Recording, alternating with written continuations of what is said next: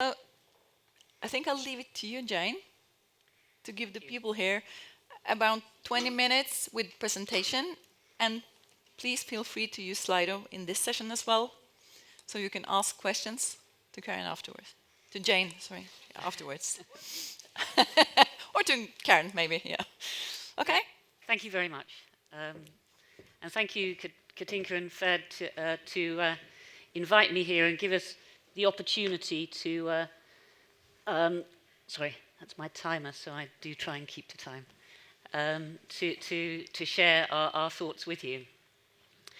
So I'm going to talk to two things. A sort of brief overview, a brief experience of how we've been thinking about impact bonds, social outcome contracts in the UK, where, as you've heard from the other speakers, that's where they started. But these are really ideas that had been floating around for a while that really were crystallised into a concrete model in the UK. And then I want to spend some time on a case study on the really important stuff. You know, what in practice do we mean by the kind of projects that we work with and how we intervene with families and young people. So a project on the edge of care. So very briefly about social finance. So we are a non-profit organisation, and we work with the public sector, we work with the private sector, and we work with the financial community. And we're all about bringing better ways of tackling social problems in a variety of different ways. We work in the UK and we work internationally. And really, when we're working in social issue areas, there are many ways in which you can bring new solutions and new approaches to social problems. But very often we find in the work that we do that we're working in an environment where for a particular topic the situation as it is, the status quo, it's fragmented and the parties aren't connected as well as they could do. It might be the way that the money flows around the social problem is not effective or is actually working positively against each other. So what we're really trying to do is bring those issues into a coherent whole. So with social impact bonds, with social outcome contracts, this kind of approach was really at the heart of what we were thinking about when we first looked at the idea for a social impact bond that was launched way back in 2010 now around recidivism, so reducing reoffending amongst prisoners. And what we were really trying to do was address a problem that is widespread, which is the challenge that the public sector, or indeed the private sector, anyone who has a responsibility for a problem, if you don't spend enough on prevention, you're going to have the problem of having to deal with the consequences of underinvestment. And that was the thing that really inspired us, because we saw the opportunity to put more money into prevention. So if you have a problem where there's poor social outcomes, that will lead to some kind of crisis or a need for more investment and more resources being spent on the consequences. That means you have less resources, and resources means people, it means money, but it means attention and political will. So less available for prevention. Therefore, because you're not investing in prevention, you're continuing to have poor social outcomes, and so it goes. So the question really is, can we invest, can we put money up front and reverse this cycle? Can we put money into prevention, improve outcomes, reduce the demand on resources, therefore freeing up more money for further preventative approaches? So that was our idea behind a social impact bond right at the beginning. One quick question, how many investors are there here in the audience? Okay, not too many. How many public sector officials are there in the audience? More. And how many social entrepreneurs? Lots, great. Well, as I said, we look to build partnerships among all of you. So we are your friends, but we're probably going to disappoint the investors in the audience, because what we didn't do is start out trying to create an investment instrument, but we recognized that investment, a financing problem, was at the heart of this underinvestment in prevention. Now, you've had lots of examples already of the way this idea has been captured, and in over 30 countries in the world there are examples of impact bonds. I'm cheating by quoting different numbers, but ignore the numbers here, because we will count in different ways, and I've included in the 160 examples in the world those that are just coming to the market, or some of those that are under development and we know will be launched. And this is actually out of date, as we know, because we haven't now got Norway on there. I too produced this a couple of days ago. But there are, I think there is something about the way this idea of drawing in other forms of capital to work in partnership with the public sector and social organizations and social entrepreneurs to really try and change the way we deal with social problems has captured the imagination in different ways. But it also shows, I think, that it is an idea that can work in a range of different contexts. It's not a single, this is how you do it model. It's a set of ideas that bring alternative sources of funding. It might be philanthropic funding, it might be private sector investment, to work alongside public investment, where the public sector has the primary responsibility for most of the social issues that we're looking at, and to make those really effective partnerships. Is it okay to share the files afterwards? Of course, yeah, of course. You will get the slides. You will get the slides, sorry. So again, you've seen a couple of examples of this, so I won't speak in any detail on this, but let me give some colour to the type of issues that social impact bonds or social outcome contracts are looking at. Now, one of the slides before had a small segment which described infrastructure as being the topic area. Infrastructure is not a particularly good example of an area for investment using social impact bonds. We know how to buy to build a hospital. Why do we need an exotic structure to build a good hospital? There are areas, though, where the human service element alongside an infrastructure investment might be a very good area for social outcome contracting. So if you think about housing and homelessness, we know the financing structure for building the housing, but if we're going to provide services that support the needs for vulnerable people who are going to occupy that housing, then that's a very good area for social impact contracting. And that's one reason why globally, as indicated earlier, and this is the global picture beyond the UK, we call it workforce development. It's unemployment, particularly youth unemployment, is a significant area for where these instruments have been used. So why is that? So, well, we're talking very often about youth. So we're looking at the opportunity to change people's lives, for the next 50, 60 years. There's a huge opportunity there. And the failure to do that is disastrous for the individual, for their families, for their children, for the communities in which they work, because they won't be income generators, they'll be welfare dependent, and so on and so forth. So the opportunity to correct the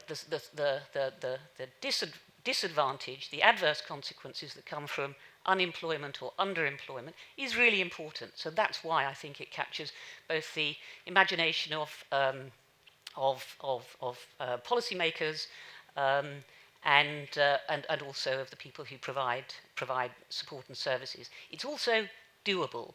The other reason I think that you've got a lot in that area is that you've seen examples and people have seen, okay, I've seen a model that works or where it's possible to do this kind of financing model in that area. So why don't we try and replicate that? And I think one of the most exciting things in social outcome contracting is that we're starting to see ideas in one community being taken up in another community, or in one country being taken up in another country, using similar delivery models, obviously changed for their local environment. The other area where there is a lot, particularly in the UK, is around homelessness. In fact, actually, it's a group of projects that are built around youth homelessness. Again, you've got the same issue around tackling problems for youth and trying to change their lives for the rest of their lives. So an important social priority. But they're really complex problems, it turns out, when you come to work with it. So we worked on a couple of projects around youth homelessness. We found some non-profit organisations that had really good programmes that were able to deliver the outcomes that the public authority was looking for, or so we thought. And we were able to attract then some financing to support those projects. Actually, when we came to deliver the programs or work with the non-profit organisations that were involved in delivery, we understood the depth and the complexity of youth homelessness. These are people who aren't presenting to the public authorities. We were explicitly asked to go and find invisible youth homelessness, or youths who are homeless. So that's people who are sofa surfing. So they are staying at friends, they're staying in formal relationships, they're not signing on for benefits if they're entitled to them, they're not going to school, they've sort of disappeared from the system. How can we make them reappear? When they reappear, we discover they've got a whole series of complex needs. Many of them have drugs and alcohol problems. Clearly they're homeless, they're not living with their families, they may have come from families which are broken or with abusive backgrounds, many of them presenting with mental health issues. These are complex problems, and they don't just touch one part of the system. And a complex problem, which is touching multiple parts of the system, is an area where you need to build different kinds of partnerships. And that's the kind of area that are very good for thinking about social impact bonds. So, how have we gone in the UK from one to many over a long time? It's 10 years, but nonetheless, the largest number globally are in the UK. Well, I think this is a model that our government, a diagram that our government puts together to describe this. And they say there are innovators and there are scalers. So in the early stage, you had these new models coming along, like the recidivism model, like the children in care model I'm going to talk about. Over 30 public authorities eventually became involved in those early models. They tested it, they touched it.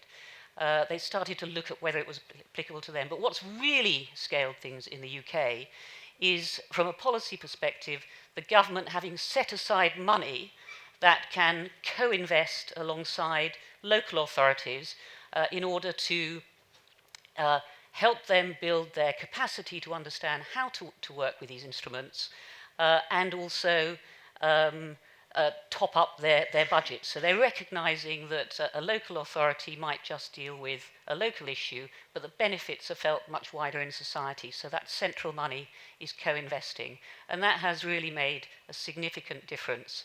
I'm going to not talk further about that now, because you may have questions. The other thing is that there are now in the UK, both on the financial side, the capacity building side, and the philanthropic side, a lot of actors who've come together in order to build this community.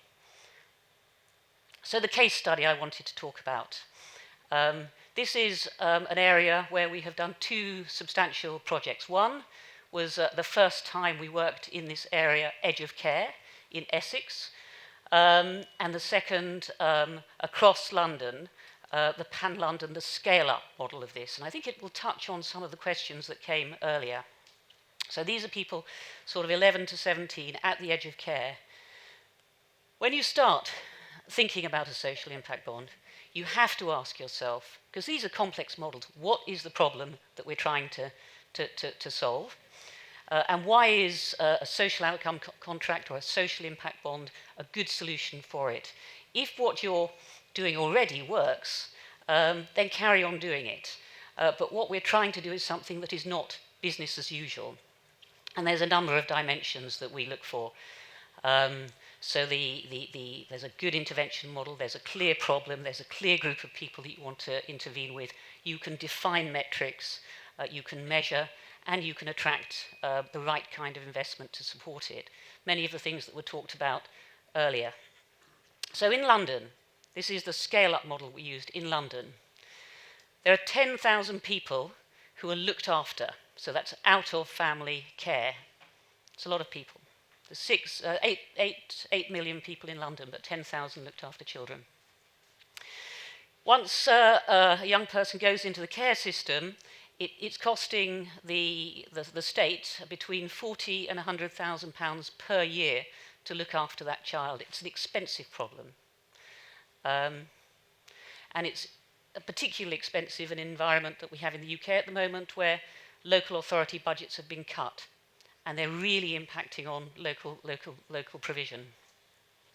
But most importantly, looked after children have really terrible life outcomes. So 10 times more likely to become NEET, that's not in employment, education or training, and to stay NEET 15 times longer than the general population. 20 times more likely to be criminalised, worse education outcomes, and many with mental health issues. This is a terrible problem. The state is a terrible parent, and this is why it's really important to look at good approaches that can keep families together when that's right. So what did we do with this scale-up model? Well, we took the learnings from our first impact bond in the county of Essex, which gave us the experience of running a 5-year programme and understanding that really intensive therapy that supports families and children does make a difference. We were drawing on evidence-based models. So what we did is we took 2 interventions, that's the family functional therapy and the multisystemic therapy, FFT, MST, that are there, and we brought them together. In order to bring those together, we needed to find providers who could deliver those programs, and we needed to find providers who could deliver them in the areas that we wanted to work. Actually, what we had to do was bring together 3 providers, 2 non-profit providers, and one was a unit within the National Health, so part public provider.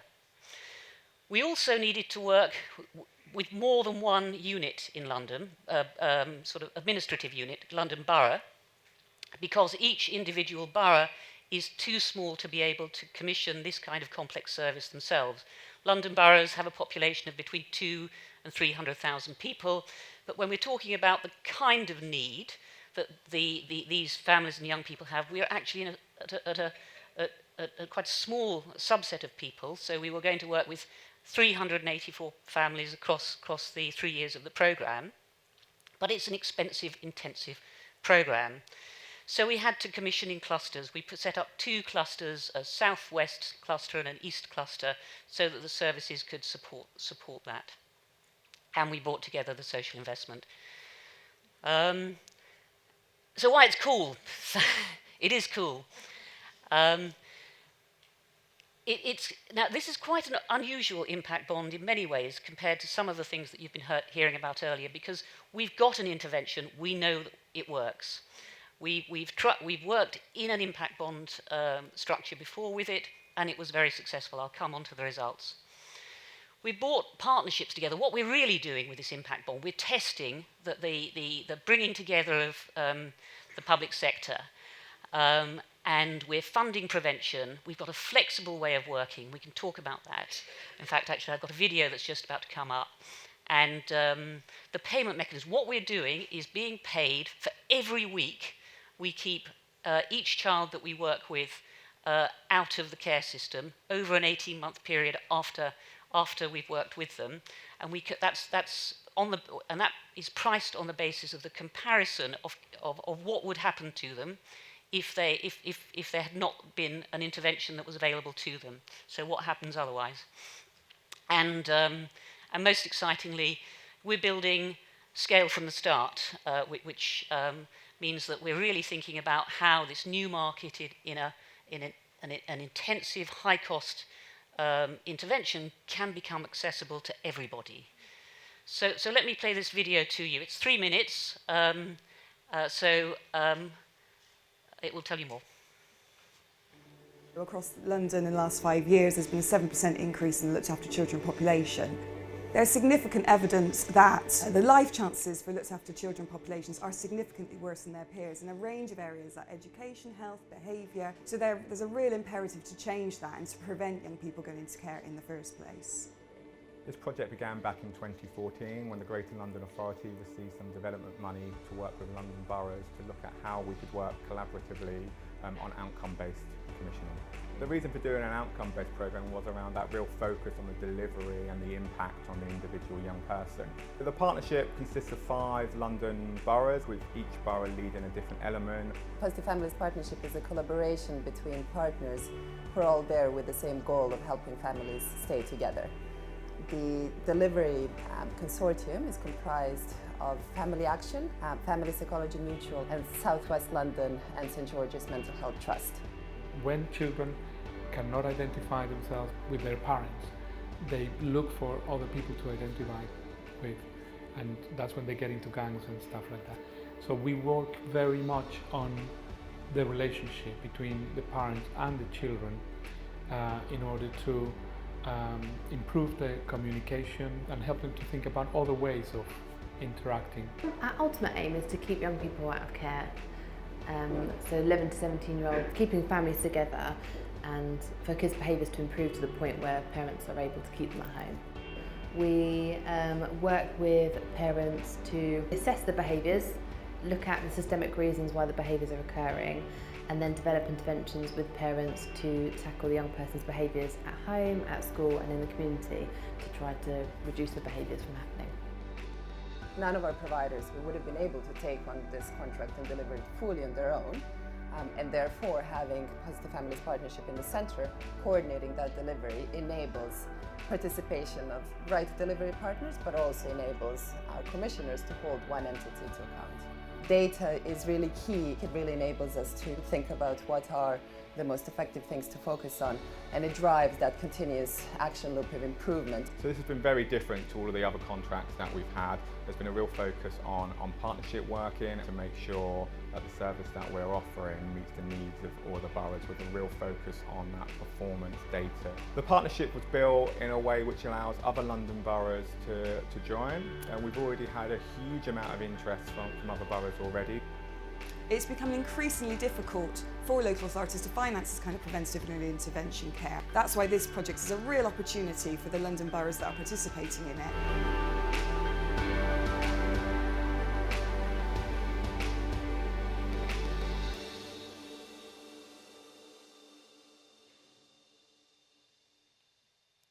So that was not focused on the families, but focused on the reason the boroughs found it an intervention that they should think about, because they were able to work together. So this is how we're doing so far. Lots of numbers here, so apologies. At the moment, we're achieving approximately an 85% plus success rate with our objectives, which translates into 3,500 weeks projected to keep these young people out of the care system. So that compares with 65% of them who would be going into the care system without an intervention. I can't share videos with you of the young people because it's because of confidentiality reasons, but it's both humbling and inspiring when you actually see the personal impact on their lives.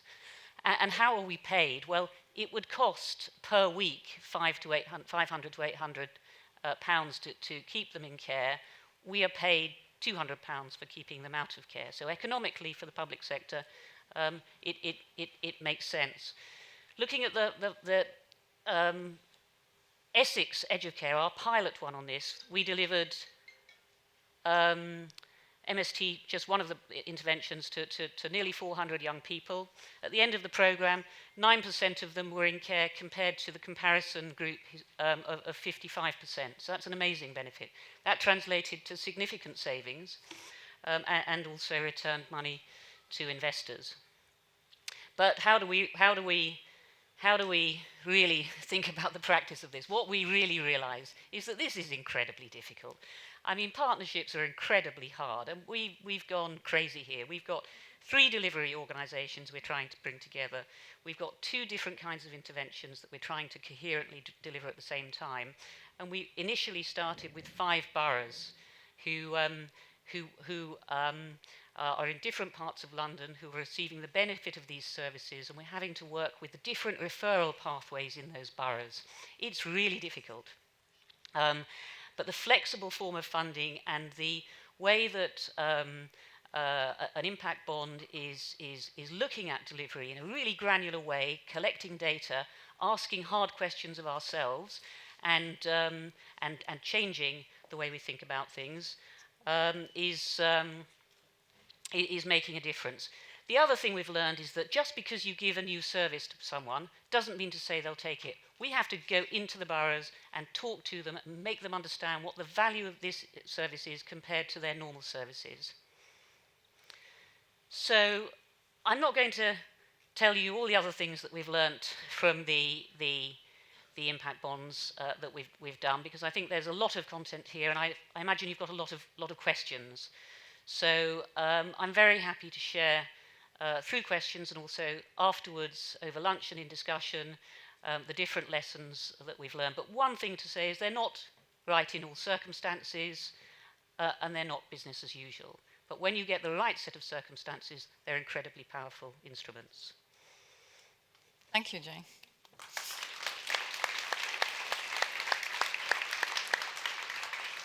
There are some questions on Slido. So, Ingrid, you take at least one of them?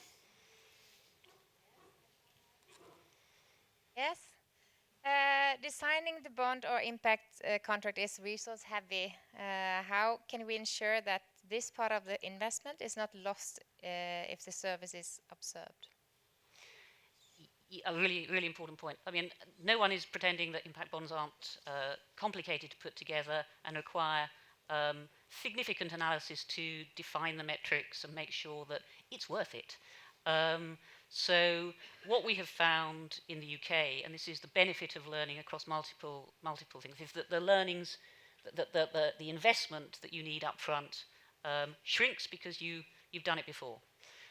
So if I can put that into context with this children's services work, when we first started working, we said, give us your data about children in care. And we didn't know who to ask in the public authority. We didn't know what to ask for. They didn't give it to us. When we finally got it, we didn't know what to do with it. And it took us maybe 2 months to really do that work. We can now do that work in 4 days because we understand what to ask for, why they won't give it. We understand we've got data protection protocols and things like that that are in place. And we know what forensically to look for. So the more you do, the more efficient it becomes. But then it's really important to capture and preserve those learnings. And one of the challenges we find in the UK is the turnover of staff in the public sector means that you can sometimes lose the benefit of those learnings. It was also a question I saw that said, but what about the costs when you're setting this up, as you were saying, and also the evaluation?